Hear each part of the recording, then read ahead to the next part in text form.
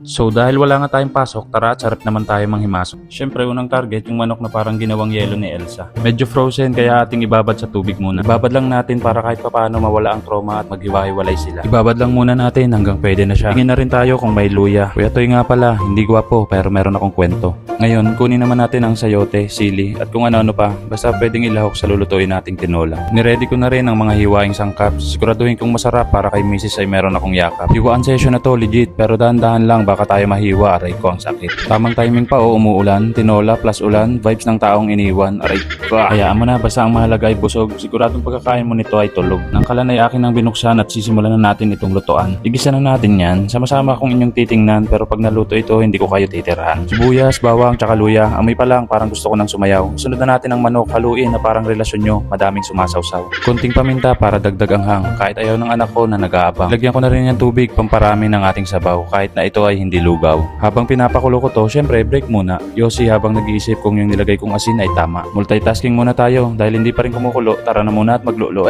Magligpit ng mga kalat pala at linisin na rin natin ang mga basura. Para bago matapos magluto ay malinis na rin ang lababo dahil baka magalit si misis ko at baka ako ay makalbo. Aray ko. At dahil kumukulo na, pasok na mga sayote at daon ng sili. Kaya nang bahala magdala sa tinola para healthy. Naglagay rin pala ako dyan ng tanlad baka sakaling tayo ay umudlat. Luto na mga boy. Ayan tinola sa tag-ulan. Tara na at ating tikman dahil ang mga bulate sa tiyan ko ay nagsisimula na magrambulan. Ganito lang kasimple minsan ang saya, isang mangkok ng tinola tapos ulan sa labas. Basta may sabaw, buo na ang araw. So paano ba yan? Hanggang dito na lang aking kwento. Kung nagustuhan mo itong video, paki-like and share na lang. Paki-follow na rin yung page ko. Salamat sa panonood.